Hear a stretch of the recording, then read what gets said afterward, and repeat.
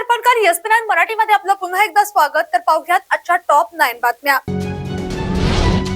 विरोधी पक्षनेते राहुल गांधी यांनी पुण्यात आयोजित करण्यात आलेल्या छात्रों की गूंज कार्यक्रमात 15,000हून अधिक विद्यार्थिनी आणि तरुणींशी मनमोकळा संवाद साधला. तर पाहूयात आजची सविस्तर बातमी. यावेळी त्यांनी शिक्षण, करिअर, भविष्यातील संधी तसेच सामाजिक भेदभावांच्या अनुभवांवर विद्यार्थिनींशी चर्चा केली. संवादादरम्यान राहुल गांधी यांनी मुलींना स्वतःच्या क्षमतेवर विश्वास ठेवण्याचा आणि कोणाच्याही मान्यतेची वाट न पाहता स्वतःला सिद्ध करण्याचा प्रेरणादायी संदेश दिला.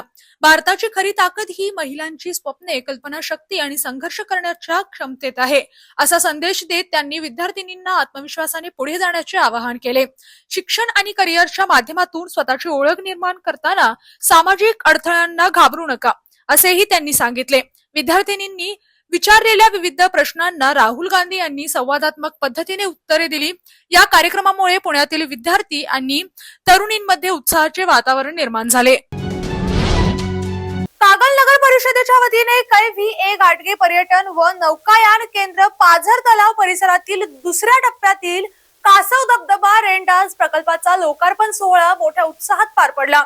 तर पाहूयात आजची सविस्तर बातमी. राज्याचे पर्यटन, खनिज कर्म व माजी सैनिक कल्याण मंत्री शंभूराज देसाई यांच्या शुभ हस्ते या रेन डान्स प्रकल्पाचे उद्घाटन करण्यात आले. या उपक्रमामुळे कागलच्या पर्यटन क्षेत्राला आणखी चालना मिळणार असून स्थानिक नागरिकांसह पर्यटकांसाठी मनोरंजनाचे नवे आकर्षण उपलब्ध झाले आहे.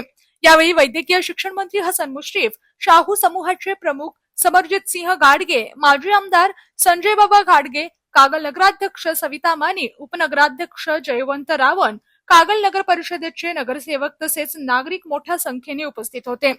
कासव धबधबा आणि परिसरातील पर्यटन सुविधांच्या विकासामुळे कागलच्या पर्यटन नकाशावर या परिसराचे महत्त्व अधिक वाढणार असल्याचे यावेळी उपस्थितांनी सांगितले. कागल येथील नूतन बस स्थानक हे विकास आणि दूरदृष्टीचे उत्तम उदाहरण असून कागलच्या पर्यटन विकासासाठी सुमारे 250 कोटी रुपयांच्या एकात्मिक पर्यटन विकास आराखड्यासाठी पाठपुरावा करण्यात येईल, अशी ग्वाही पर्यटन मंत्री शंभूराज देसाई यांनी दिली. तर पाहूयात आजची सविस्तर बातमी. कागल नूतन बस स्थानकाच्या लोकार्पण सोहळ्यात ते बोलत होते. कागल परिसरातील पर्यटन स्थळांचा विकास करून पर्यटकांची पावले कागलकडे वळवण्यासाठी पर्यटन विभागाच्या कामांमध्ये कागलच्या एकात्मिक पर्यटन विकास आराखड्याचा प्राधान्याने समावेश केला जाईल, असे त्यांनी सांगितले. नूतन बस स्थानकासाठी सुमारे 5,50,00,000 रुपयांचा निधी मंजूर करण्यात आला असून येथे 10 फलाटांसह पास व आरक्षण सुविधा, हिरकणी कक्ष, चालक वाहक विश्रांतीगृह, स्वच्छतागृह, अतिथी कक्ष, पोलीस व सुरक्षा कक्ष अशा विविध सुविधा उपलब्ध करून देण्यात आल्या आहेत. बस स्थानकांशी संलग्न मार्केट कॉम्प्लेक्स उभारण्यात येणार असून त्यातून मिळणाऱ्या उत्पादनातून बस स्थानकाचा विकास करण्यात येणार आहे. वैद्यकीय शिक्षण मंत्री हसन मुश्रीफ यांनी कागलच्या पर्यटन विकासासाठी विविध प्रस्ताव मार्गी लावण्याची मागणी केली. तसेच नूतन बस स्थानकाची स्वच्छता आणि योग्य देखभाल राखण्यासाठी आवाहन केले. कार्यक्रमाला शाहू ग्रुपचे प्रमुख समरजित सिंह घाटगे, माजी आमदार संजय बाबा घाटगे, नगराध्यक्ष सविता माने, उपनगराध्यक्ष जयवंत रावण यांच्यासह ST महामंडळाचे अधिकारी, कर्मचारी आणि नागरिक मोठ्या संख्येने उपस्थित होते. नागरिकांचे प्रश्न स्थानिक पातळीवर गतीने सोडवून त्यांना जलद न्याय द्या. महसूल संहितेचे काटेकोर पालन करून लोकाभिमुख, गतिमान आणि पारदर्शक प्रशासन राबवा, अशा सूचना महसूल मंत्री चंद्रशेखर बावनकुळे यांनी कोल्हापुरात दिल्या. तर पाहूयात आजची सविस्तर बातमी. जिल्हाधिकारी कार्यालयातील नवीन सभागृहात महसूल, मुद्रांक शुल्क व नोंदणी तसेच भूमी अभिलेख विभागाच्या आढावा बैठकीत ते बोलत होते. बैठकीपूर्वी मंत्र्यांनी 750हून अधिक निवेदने स्वतः स्वीकारून नागरिकांशी संवाद साधला. महसूल विभागातील अधिकाऱ्यांशी नागरिकांच्या भेटीसाठी दररोज वेळ राखीव ठेवावा आणि त्यांच्या समस्या संवेदनशीलतेने हाताळून स्थानिक पातळीवरच निकाली काढाव्यात, असे निर्देश त्यांनी दिले. चांगले काम करणाऱ्या अधिकाऱ्यांच्या पाठीशी शासन असून अधिकाऱ्यांचा गैरवापर करण्याची गरज केली जाणार नाही, असा इशाराही त्यांनी दिला. नागरिकांकडून प्राप्त झालेली सर्व निवेदने संबंधित अधिकाऱ्यांकडे वर्ग करून 3 महिन्यात निकाली काढण्याचे निर्देश देण्यात आले. तसेच महसूल संहिता 1966 अंतर्गत झालेल्या चुकीच्या आदेशांची तातडीने दुरुस्त करावी आणि हेतुपुरस्सर चुका आढळल्यास संबंधितांवर कारवाई करण्याचे निर्देशही त्यांनी दिले. गायरान जमिनींच्या पट्टे वाटप व नोंदणीच्या प्रकरणांना गती देण्याबरोबरच जमिनीविषयक दावे निकाली काढण्यासाठी विकसित करण्यात आलेल्या सॉफ्टवेअरचा कोल्हापूर जिल्ह्यात प्रभावी वापर करण्याची सूचनाही त्यांनी दिली. यावेळी जिल्हाधिकारी डॉक्टर विजय राठोड यांनी महसूल विभागातील विविध प्रलंबित प्रकरणे आणि कामाच्या प्रगतीचे सादरीकरण केले. बैठकीस आमदार, महापौर, जिल्हा प्रशासनातील वरिष्ठ अधिकारी, प्रांताधिकारी, तहसीलदार आणि संबंधित विभागाचे अधिकारी उपस्थित होते. रविवार असूनही जिल्हाधिकारी कार्यालयाचा परिसर नागरिकांच्या गर्दीने गजबजून गेला होता. महसूल मंत्री चंद्रशेखर बावनकुळे हे नागरिकांची निवेदने प्रत्यक्ष स्वीकारणार असल्याने जिल्ह्यातील विविध तालुक्यातून नागरिक मोठ्या संख्येने जनसंवाद कार्यक्रमासाठी दाखल झाले. तर पाहुयात आजची सविस्तर बातमी. 4च्या सुमारास मंत्री बावनकुळे जिल्हाधिकारी कार्यालयात दाखल झाल्यानंतर त्यांनी नागरिकांचे प्रश्न आणि अडचणी जाणून घेतल्या.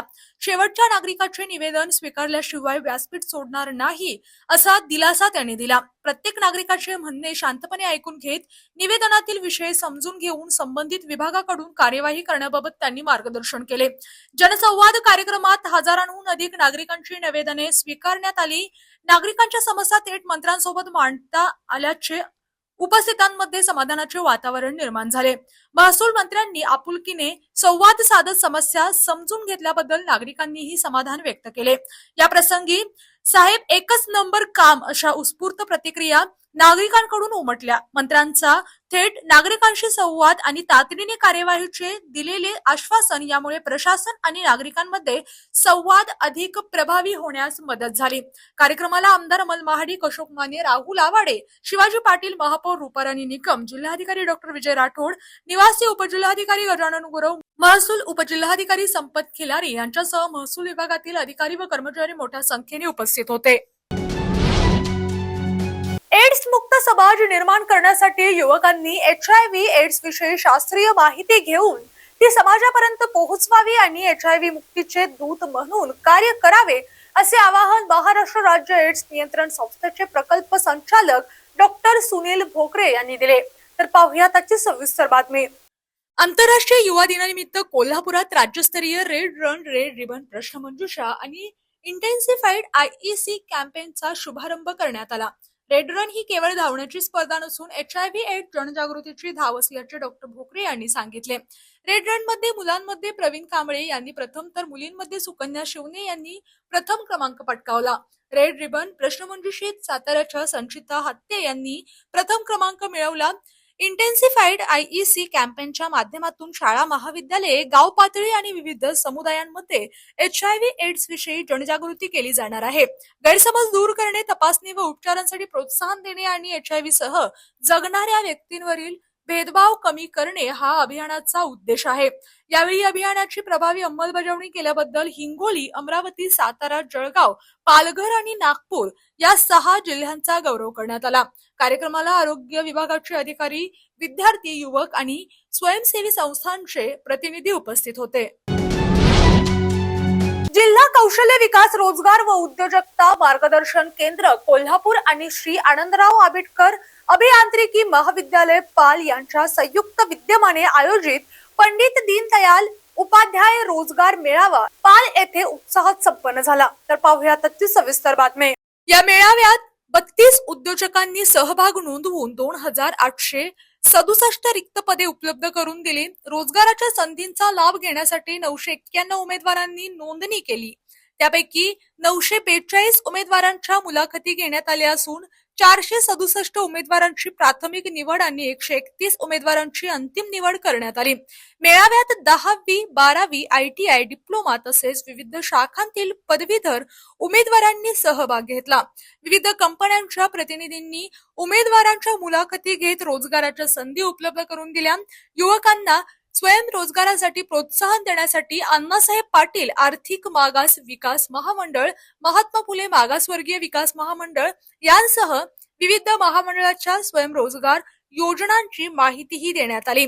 यावेळी कोल्हापूर जिल्हा बँकेचे संचालक तथा आबिटकर नॉलेज सिटीचे अध्यक्ष अर्जुन आबिटकर, रोजगार मेळावा समन्वयक संजय पेंडसे, विविध कंपन्यांचे उद्योजक व प्रतिनिधी, अधिकारी, युवक, युवती आणि पालक उपस्थित होते. कार्यक्रमाची सुरुवात दीप प्रज्वलनाने झाली. वंदे मातरम आणि राज्यगीताने झाली.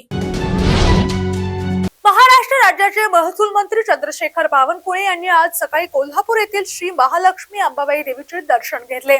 तर पाहुयात आजची सविस्तर बातमी. दर्शनानंतर माध्यम प्रतिनिधींशी संवाद साधताना बावनकुळे म्हणाले की राज्यातील सर्व नागरिकांना सुख समृद्धी प्राप्त हो व चांगला पाऊस पडून पर्यावरणाचे संवर्धन हो, तसेच राज्यातील शेतकरी समृद्ध हो यासाठी श्री महालक्ष्मी अंबाबाई चरणी प्रार्थना केल्याचे यावेळी सांगितले.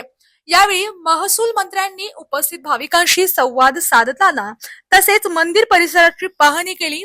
देवस्थान समितीच्या वतीने जिल्हाधिकारी डॉक्टर विजय राठोड यांच्या हस्ते महसूल मंत्र्यांचा सत्कार करण्यात आला. या प्रसंगी राज्य नियोजन मंडळाचे कार्यकारी अध्यक्ष तथा आमदार राजेश क्षीरसागर, आमदार अमल महाडिक, आमदार शिवाजी पाटील, जिल्हाधिकारी डॉक्टर विजय राठोड, पश्चिम महाराष्ट्र देवस्थान समिती सचिव वर्षा साळुंखे परीट, महादेव दिंडे, महेश जाधव, विजय जाधव, नाथाजी पाटील आदी उपस्थित होते. माजी राज्यपाल ज्येष्ठ नेते डॉक्टर डी.वाय. पाटील यांच्या निधनानंतर महसूल मंत्री चंद्रशेखर बावनकुळे आणि पणन मंत्री जयकुमार रावल यांनी कसबा बावडा येथील यशवंत निवासस्थानी भेट घेऊन पाटील कुटुंबियांचे सांत्वन केले. तर पाहुयात आजची सविस्तर बातमी. या भेटी दरम्यान दोघांनीही डॉक्टर डी.वाय. पाटील यांच्या प्रतिमेस पुष्पहार अर्पण करून आदरांजली वाहिली. तसेच त्यांच्या कर्तृत्वाला उजाळा दिला. यावेळी त्यांनी डॉक्टर डी.वाय. पाटील यांचे पुत्र डॉक्टर संजय पाटील, माजी राज्यमंत्री सतेज पाटील यांच्यासह नाशिक येथील खासदार राजाभाऊ वाजे, आमदार शिवाजी पाटील, आमदार अमल महाडिक, महेश जाधव, विजय जाधव, नाथाजी पाटील, मनपा विरोधी पक्षनेते राजू लाटकर आदी उपस्थित होते. यांनी अशाच टॉप 9 बातम्या पाहण्यासाठी पाहत रहा SP9 Marathi, your time your news. धन्यवाद. अशाच जिल्ह्यातील, राज्यातील व राष्ट्रीय स्तरावरील ताज्या बातम्या पाहण्यासाठी पाहत रहा SP9 मराठी न्यूज चॅनेल. या चॅनेलच्या माध्यमातून विविध क्षेत्रात उल्लेखनीय कार्य करणाऱ्या मान्यवरांच्या प्रेरणादायी मुलाखती तसेच महत्त्वाची माहिती आणि घडामोडी आपल्यापर्यंत पोहोचवल्या जातील. अशा नवीन बातम्या आणि माहिती मिळवण्यासाठी चॅनलला लाईक करा, शेअर करा आणि हो, सबस्क्राईब करायला विसरू नका. पाहत रहा SP9 Marathi, your time your news. धन्यवाद.